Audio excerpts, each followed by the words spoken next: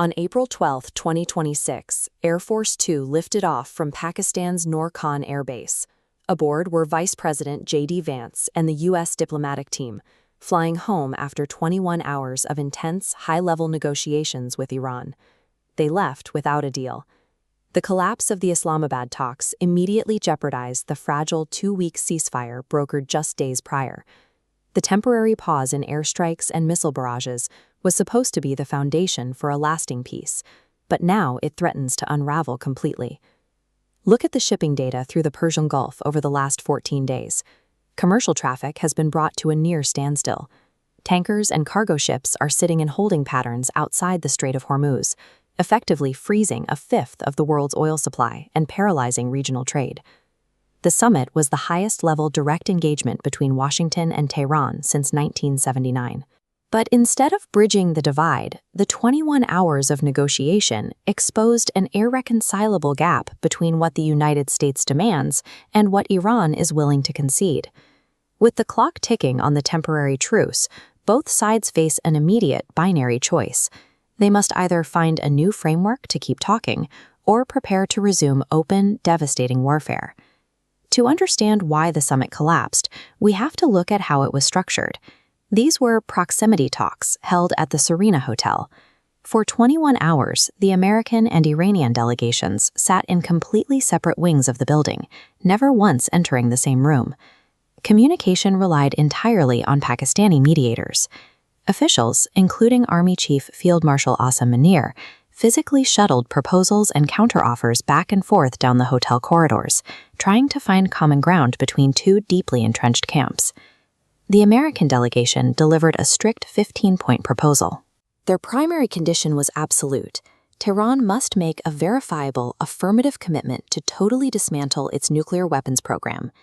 This demand targets the physical infrastructure Iran relies on for uranium enrichment, facilities heavily damaged in recent strikes, yet still housing highly enriched materials that Washington insists must be neutralized or removed. The U.S. team treated this disarmament as a non-negotiable prerequisite for sanctions relief. When the Iranian delegation balked at handing over their nuclear stockpiles, the American negotiators categorized it as a choice to reject the terms of peace. Washington approached the summit aiming for a rapid, sweeping victory. By demanding total capitulation on the nuclear issue up front, they eliminated the possibility of building an incremental, step-by-step peace agreement. Across the hotel, the Iranian delegation viewed the American terms as excessive and unlawful. They refused to accept a deal dictated to them under the threat of further military force. Led by Parliamentary Speaker Mohammad Bagher Ghalibaf, Iran presented its own 10-point counterproposal. They demanded the immediate release of frozen assets, comprehensive sanctions relief, and an end to Israel's military operations in Lebanon. They also established a rigid red line. Iran must retain sovereign, physical control over maritime traffic passing through the Strait of Hormuz. They view the administration of this narrow waterway as their primary strategic leverage. The Iranian refusal to compromise stems from a profound lack of trust. Their negotiators explicitly cited the collapse of previous nuclear agreements and the devastation of 2 recent regional wars as proof that diplomatic concessions rarely yield the promised security. This suspicion was only reinforced while the diplomats were still sitting in Islamabad. President Donald Trump took to social media during the summit, openly threatening a full naval blockade if Iran did not immediately surrender its nuclear ambitions. The physical distance between the 2 rooms at the Serena Hotel reflected a much wider cognitive gap. The 2 sides could not agree on a shared definition of national security, ensuring the summit would end in a stalemate. If the 2-week ceasefire expires around April 22nd without a formal extension, the military realities on the ground will shift rapidly. The pause in hostilities allowed both sides to regroup, setting the stage for immediate escalation. The first flashpoint would likely be maritime. The United States would launch direct naval operations to forcibly clear the Strait of Hormuz of newly laid mines and reopen the critical shipping lanes to commercial traffic. Iran's military doctrine relies heavily on asymmetric warfare.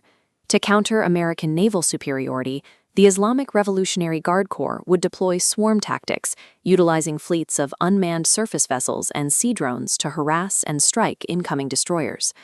Simultaneously, Israel has clearly signaled its intent to resume Operation Roaring Lion.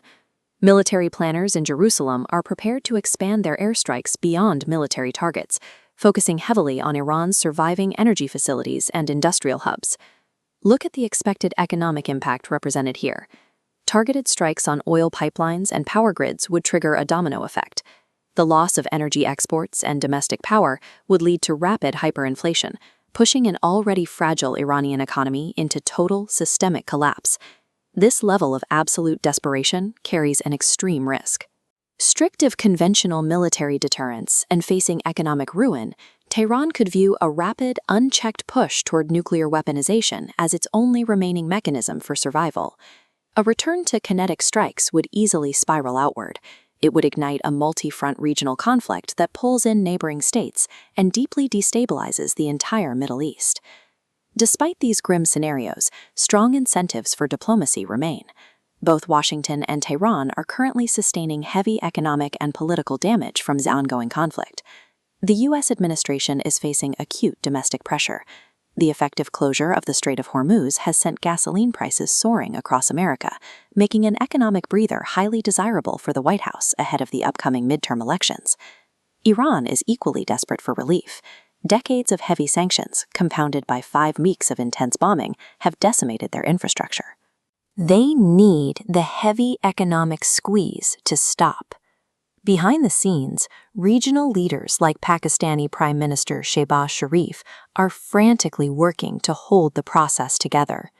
They are pushing both sides to maintain the truce for a few more weeks, while technical experts quietly exchange documents and try to hash out a compromise. The 21 hours in Islamabad proved that military and economic force can drive adversaries into a hotel to negotiate.